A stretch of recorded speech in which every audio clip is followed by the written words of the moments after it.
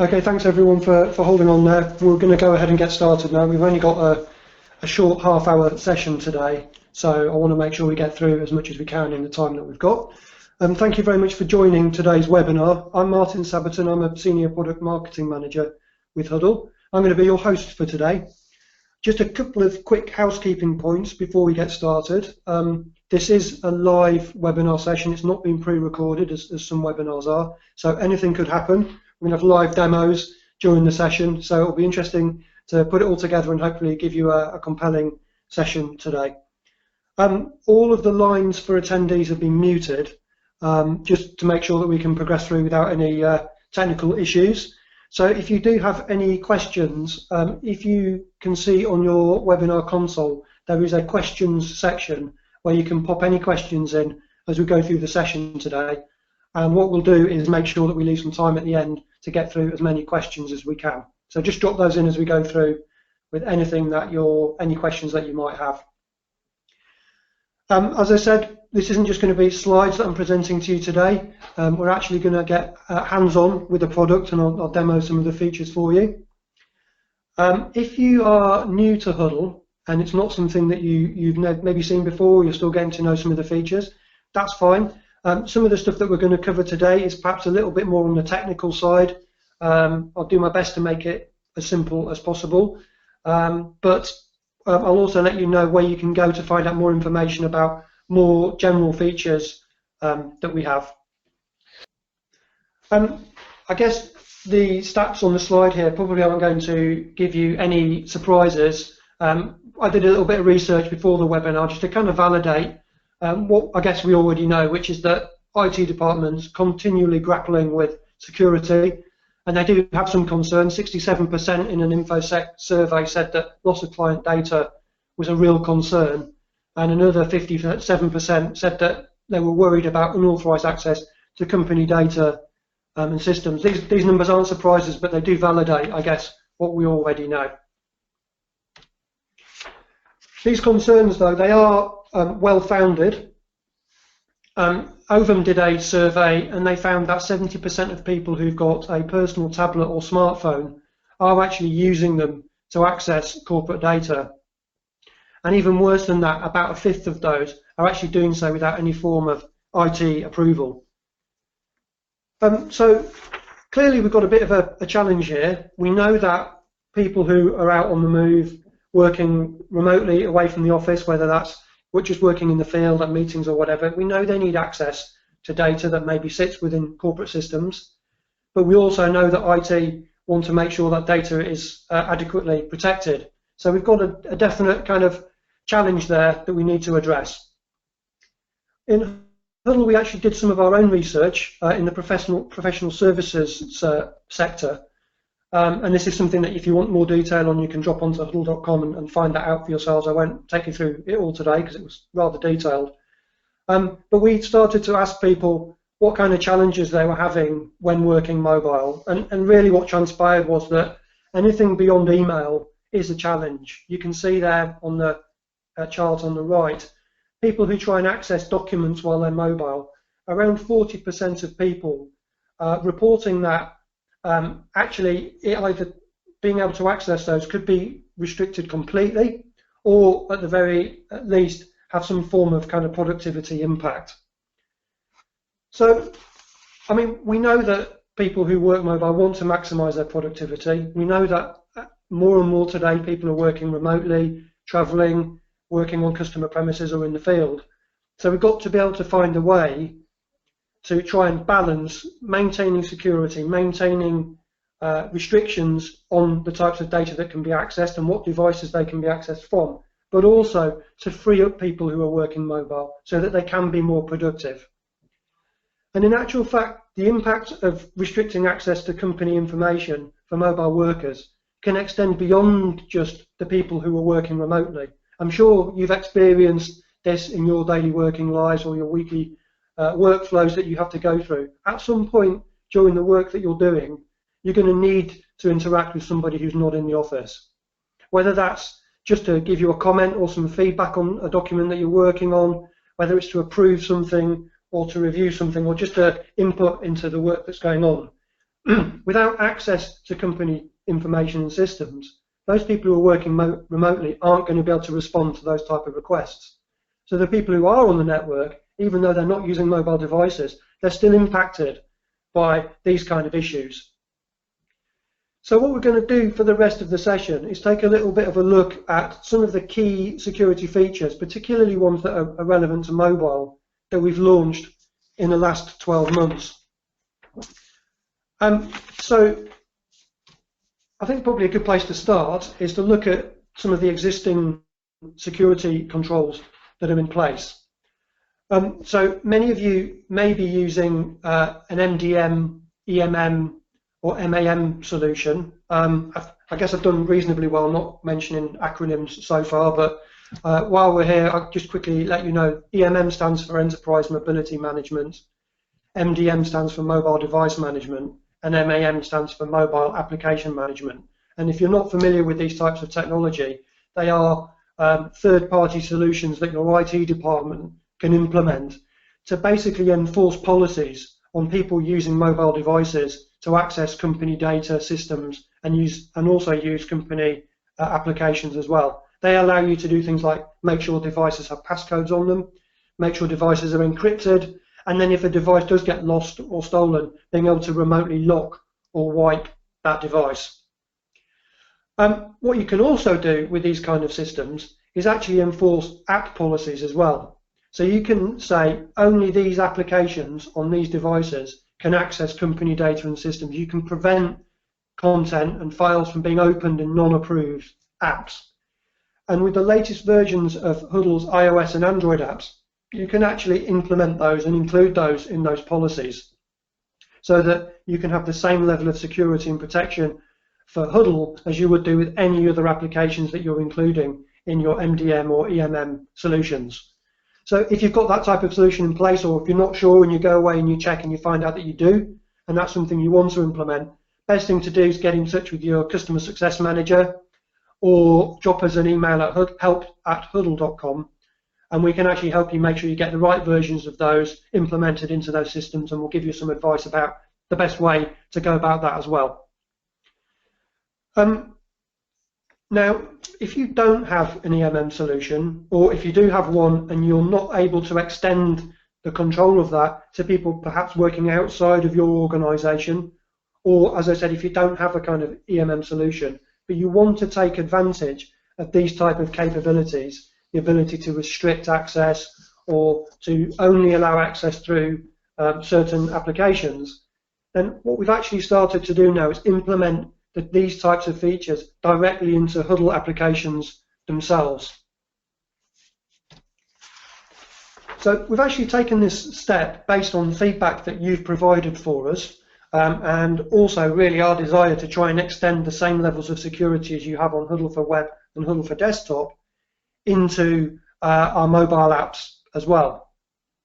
So particularly for people who are working with externals, being able to extend these type of controls out into everybody who's accessing Huddle is a real advantage. So rather than me continue to show you this through slides, let me quickly jump over to our Huddle for iOS app and show you that in action. So hopefully that's going to come up on the screen now. That's good so far. So you can see this is my Apple iPad, and I've got Huddle installed. This is a standard version that's been downloaded from iTunes. Now, if I fire this up, what you'll notice is that it's actually asking me for a passcode. Now, this is a new feature that we've introduced quite recently, and this is something that you can enforce company-wide, and I'll show you how to do that a little bit later in the presentation. But effectively, what you can do is say for anybody who's accessing Huddle for your account, they must have a passcode installed on their device. So everybody, whether they're internal or external, would be adhering to the same level of security constraints here. And every time they return to the app, they'll get asked for a passcode. Also, if the device is left dormant for 5 minutes, it'll automatically ask for the passcode again.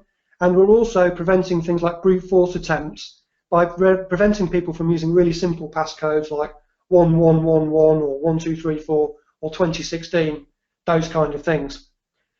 I guess the final point to mention on this really is that if someone tries to log in with the wrong passcode 5 times, it'll actually sign the user out of Huddle altogether and remove all of the documents and Huddle data from the device. That content will also, of course, still be available in Huddle for Web, just not via the mobile device. So let me go ahead here and actually enter the passcode. And I got that right, so it's let us into the application here.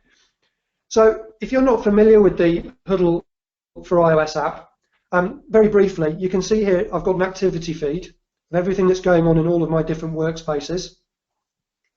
And I've got a notifications section here as well. Now, the notifications are things that are specific to me. So earlier on in the presentation, I mentioned, someone might be waiting for an approval. Someone sat in the office, they've got a document, maybe it's a proposal or something like that they want to get out. That approval might be for someone who's working out of the office. It might be one of your execs who needs to review and approve a bid before it goes out. And you can see those type of things are included here. So if I look at this bottom one here, you can see it's asking me for an approval. So I can go ahead and review this document. I can move full screen and review that if I want to. If I wanted to, I could even add a comment into this as well. So anybody who's working on the road, we can really start to give them access to the types of things that they would normally be able to do in the office. Very briefly, things like tasks as well can be updated while you're on the move, so you can keep up to date with all of your latest priorities. And if I jump into the Files tab here, you can see that, again, I've got a list of things that need to be approved, but also I've got a list of all my different Huddle workspaces in here as well. So let's jump into the demo workspace here and into the due diligence folder. It's also worth mentioning that with the latest versions of the app for iOS and Android, all of the content is now encrypted on the device. So that way we're preventing any programmatic ways or systematic ways to try and access the data that's stored on the device. It's all fully encrypted. Okay, so I guess we can see here we've got another document. In this case, it's a Word document. Now, one of the things that you might like to do while you're on the move with a document like this is perhaps share it with someone via email. Maybe you want to print it, or perhaps you even want to make some edits to it and then upload it. So the way to do some of those things is to hit this icon at the top right here. Now what you can see is being displayed on the screen now is actually it's telling me that I can't do that. It says your current level of access does not allow you to open this document in other apps.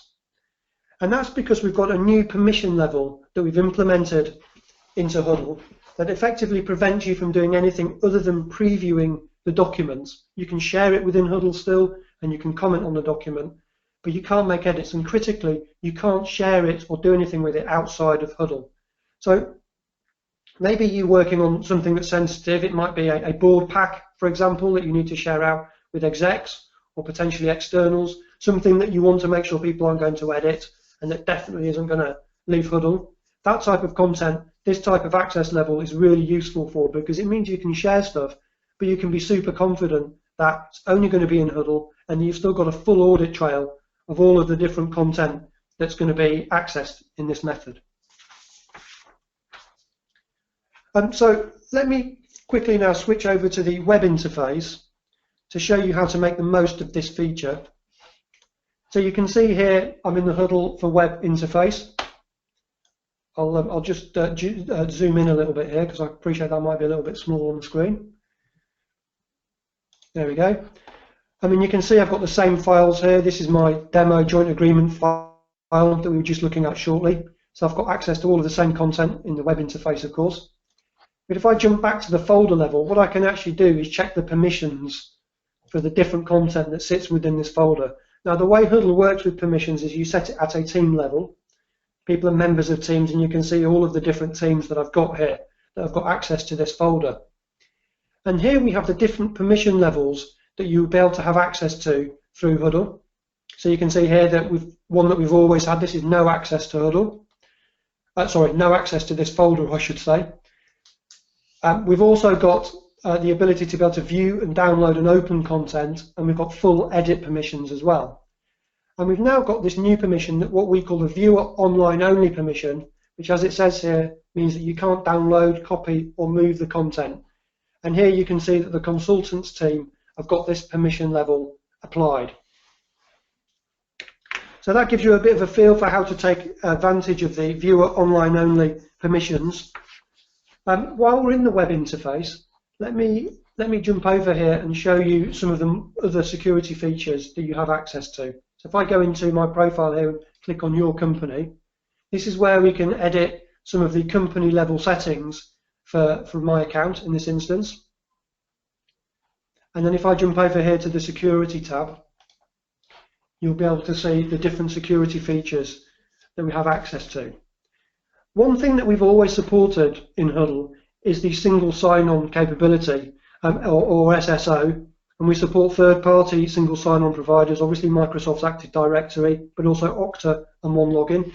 You might be using single sign-on already on your account. If you're using the same details to log into Huddle as you are to access your email and to log onto the network, then chances are you might be using single sign-on. And one of the advantages of single sign-on is that you can actually introduce additional levels of authentication over and above just username and password. One of those is what we call two-factor authentication.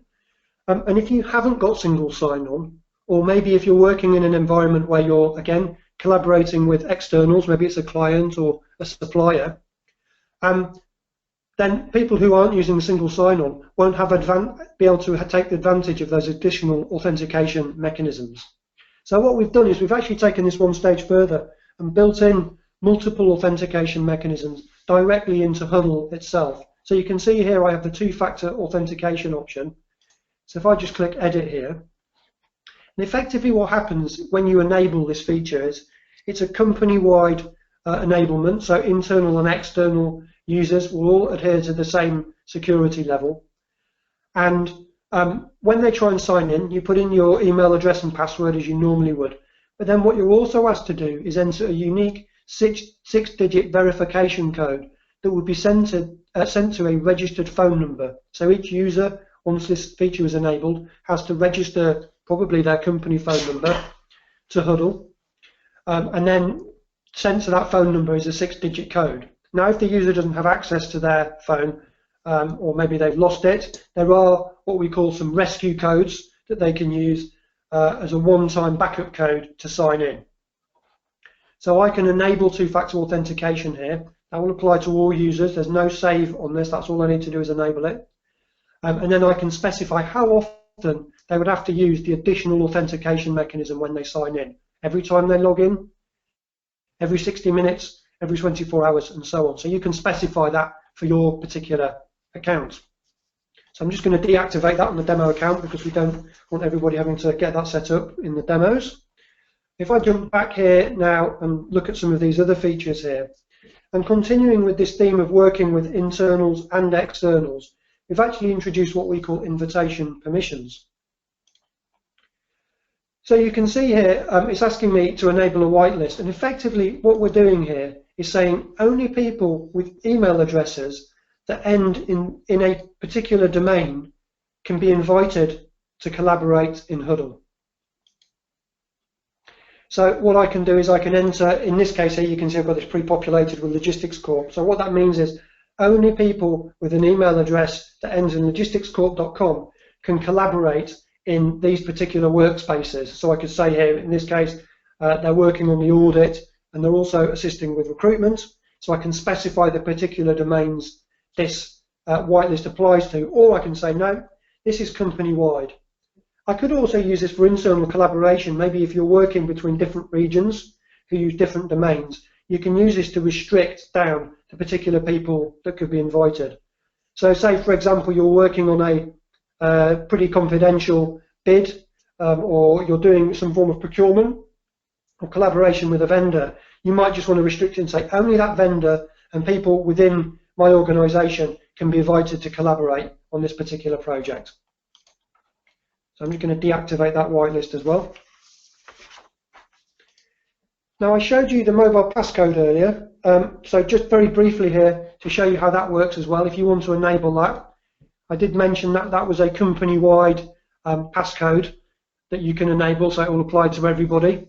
All I need to do is check this box, and that's it. That's enabled for everybody who's accessing this company. Now, the other thing I'm really pleased to announce is that this same feature is also now available for Android as well. That's something that we just launched today. It's not available on my demo because of that reason, but that anybody who's using Android or iOS will be able to take advantage of this passcode feature. So that was a really quick whistle-stop tour of some of our key security features. I could talk for a lot longer, but I'm conscious of time here, and I do want to leave some time for some Q&A as well. One of the things I guess it's just worth noting with this, before you switch these features on, I'm sure you've already thought about this, but just to kind of call it out, it may come as a surprise to end users if you just turn these features on. So you may want to think about some communication out to your end users before you turn this on. Show them how they can take advantage of the mobile passcode or the two-factor authentication. And to help you with that, you can go to our help desk, which is huddle.zendesk.com, or just go to Google and search for Huddle Help, and this will come up. And in here, you can search for any of the features that we've talked about today. So if I just pop in here two-factor, you'll see there's 3 articles there. Some of those articles will allow you, as account administrators and company managers, to figure out and learn how to turn these features on and use them. And some of these you can share with your end users to show them how to use the features. So Huddle Help is definitely your friend when it comes to getting these features up and running. If you're new to Huddle and you haven't used it before, or you're just getting the hang of it, you can also sign up for one of our webinars. We have webinars for end users, workspace managers, account admins and company managers as well. We've got sessions for account admins and company managers on the 15th, so you can contact your customer success manager or come in here to sign up for those and to find out a little bit more about how those roles work and how to use features that they have access to within Huddle. Getting hold of the apps is dead easy as well. You can go to the iTunes store and search for Huddle, or go to Google's Play Store and search for Huddle as well. If you get stuck with any of this, or you want help getting up and running with the MDM versions, go to send an email to help@huddle.com or contact your customer success manager, and we'll make sure we get you set up with those. It's all pretty straightforward to get up and running. Right, cool. So I've got through most of that. I think we've got about 5 minutes here at the end for some Q&A. And to help me with the Q&A, I've got Pedro Pinto here, who heads up our sales consultancy division, and he's going to take us through some of the Q&A. So Pedro, thanks for joining us. Over to you. Thanks for having me, Martin. Great. So shall we have a look at some of the questions? Yeah, sounds good. Okay, so let's take a look here at one of the first questions that we've received. So if someone wants to deploy the Huddle apps using MDM, can they then prevent access to Huddle using the publicly available versions on the Apple and Android apps? That's a great question. The answer is yes. We do have the ability to configure which versions of the app can be accessed. Yeah, so we can effectively block access to your Huddle account by from using the public versions of the app. So restrict users to only the MDM managed application. Okay, that's fantastic. Thank you. So I guess while we're sort of talking about that, if someone doesn't have an MDM solution, does it now mean that with the new versions of the app, they don't need one? Yes, definitely. So the latest security features, like 2 factors we mentioned, the PIN on the app itself, and the additional security in the app container, means that the high levels of security protection we offer really significantly reduce any risk involved, or the requirement of using an MDM solution for the Huddle app. Cool. Okay. We've had a question here on the passcodes. If someone's got 2 devices, for example, an iPad and an iPhone, will the passcode be the same on both? No, so the passcode is actually unique or specific to each device. But obviously, the user, if they choose to, they could have the same passcodes on both devices. That'd be a logical thing to do. Okay, and in terms of the authentication factors, we spoke about two-factor authentication. Are there other factors other than text message supported at the moment, such as voice? No, not this time. We've seen that some users like things like voice or biometrics. So these are things that we're actually considering introducing in the future. Cool. Okay. I've got another question here. How often will I have to input the two-factor authentication? As you might have seen during your demo, Martin, it's one of the things that we covered. So it's actually a setting within the company manager pane where you can select whether it's at every logon or time-based. So it could be every 60 minutes or 120 minutes or so forth. So it's a account-specific setting. Cool. Okay. Thank you. That seems to be all of our questions. Yeah, that looks like it. I can't see unless there's any other questions anyone wants to send through. No, it's cool. Okay, well, thanks very much, Pedro. Thanks for helping to answer some of those questions. I think we can probably go ahead and wrap things up here. This session is obviously being recorded, so we'll share it out so you can revisit it if you need to, or potentially share it with your colleagues. If you do have any more questions, as I said, drop us an email at help@huddle.com or get in touch with your customer success manager. In terms of future webinars, we've actually got some really exciting launches planned for the first part of 2017. So do watch out for some additional webinar invites and check out the topics on those, because I'm sure there'll be things that you'll want to know about. So with that, I want to thank you, Pedro, for helping me out with the Q&A session there, and thanks everyone for attending, and we'll speak to you in the future. Thanks very much. Thanks, man.